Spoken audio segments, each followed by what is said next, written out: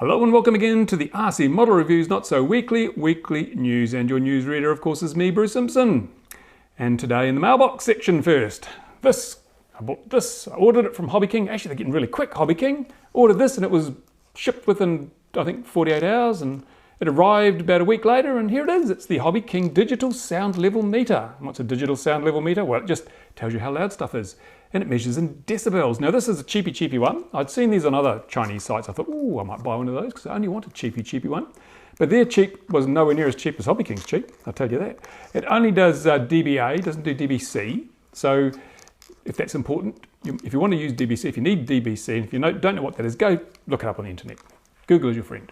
But suffice to say, if you're just looking for a relatively cheap, or very cheap, perhaps not so accurate, I don't know, dBA sound meter, why not buy one of these? Because then you can check the models at your club, make sure they're not exceeding limits that may have been imposed by your local district council or whatever, and your local government. And if the club's got rules, then you can use this to check your model too, make sure it's not noisy, because some of these electrics are really noisy. They're little tiny props spinning at high RPM and a turbulent airflow and pushing a wing, or even on the AXNs can be a bit noisy if you put a helicopter motor on them. Who'd do that? Not me. So yeah, I'll test it out this afternoon. Do a review, put it up on the channel real soon. And while I was getting out of the shower last night, I don't usually tell you about my shower habits, but last night I was having a shower, got out of the shower about 10 o'clock at night and my phone rang.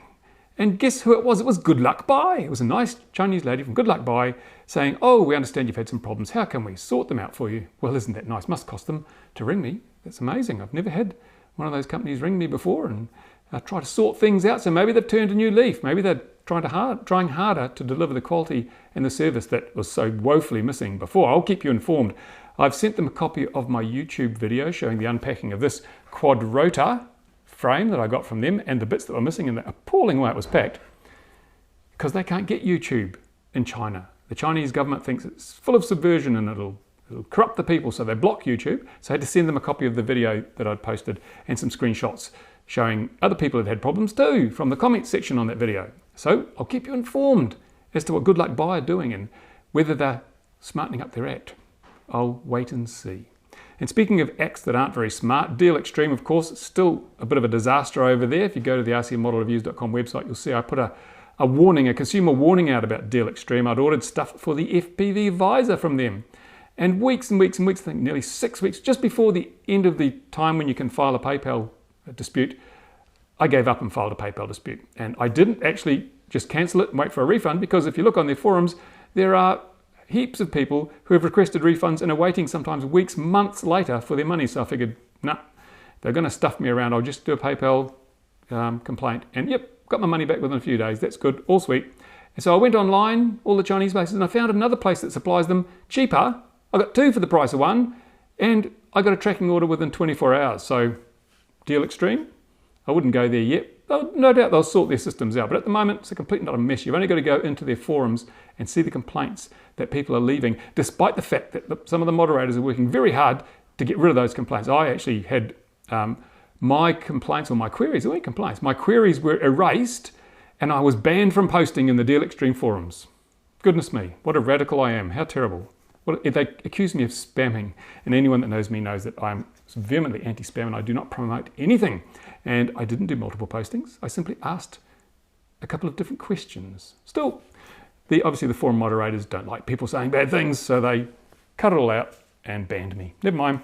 I won't be buying anything from Deal Extreme in the very near future until they sort their act out. Now, a couple of other things here. Doing a lot of FPV, as you've seen on my XJet channel, and you've seen the FPV backpack coming along here and so forth. And one thing I need to get sorted, I think we all need to get sorted. Anyone that flies FPV, we need to set up an FPV Code of Practice. And why do we need to do that? Because if we don't, then all the people in government who like to impose laws and regulations on us will simply regulate and legislate FPV out of existence. They will say, oh, this is no good, we have to do this, that and the other first. And I'll say, it's for safety's sake, it's for safety. So people don't get hit by flying models and airplanes don't hit flying models, that sort of thing. Well, the only way we can avoid those draconian regulations is to set up a code of practice, implement it, and prove that FPV can be a very safe and enjoyable hobby without regulation. So there'll be more on that later on. I'll do a separate video on what I propose for an FPV Code of Practice. So if you're into FPV, watch out for that one. Now, multi-rotors, as I said, this is the Deal Extreme no, not, I'm getting confused now. This is the Good Luck Buy multi-rotor that I ordered, and it came, and I expressed some concerns about it at the time, and they were well based, because to put this thing together, I had to go and buy a whole lot more 3mm bolts, because it came with nowhere near enough to put it together.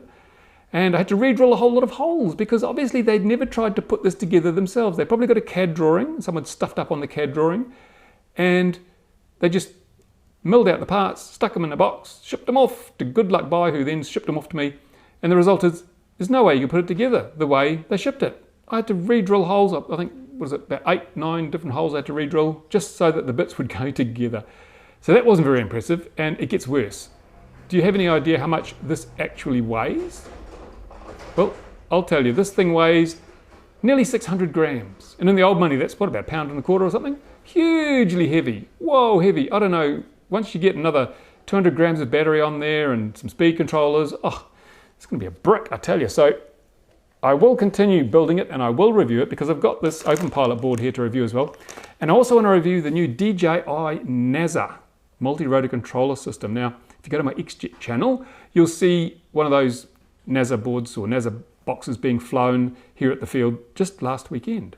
And I'd like to give one a bit more of an in-depth review and compare it to the somewhat cheaper OpenPilot and just see which is the best value. Now, I know which is likely to perform better, but I want to see which is the best value, because most people want value. They don't necessarily, you go out and you buy a car, you'd love to have a Ferrari, but if a Toyota Corolla provides this better value, that's what you buy.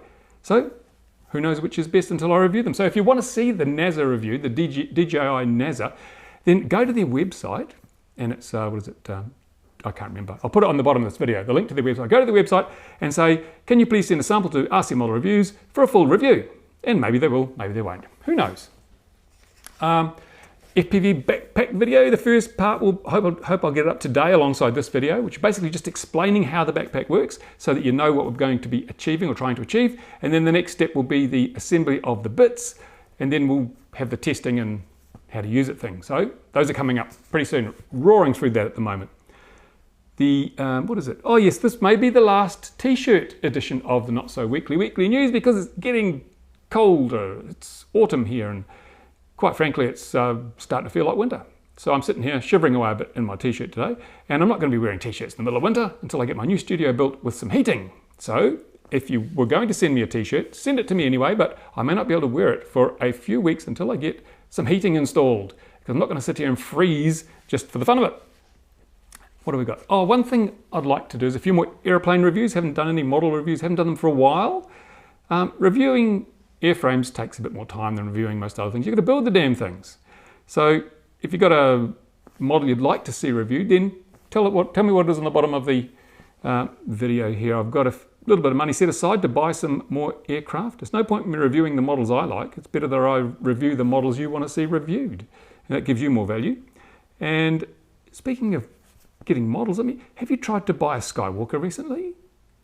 You can't. I've looked around. No one's got them. Not the version 5 anyway.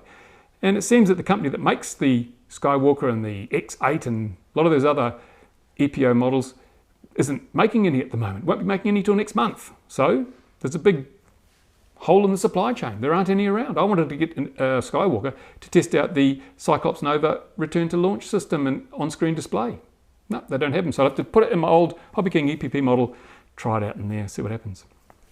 Okay, I think that's about all I've got in my list today. Yeah, that's about it. Okay, right.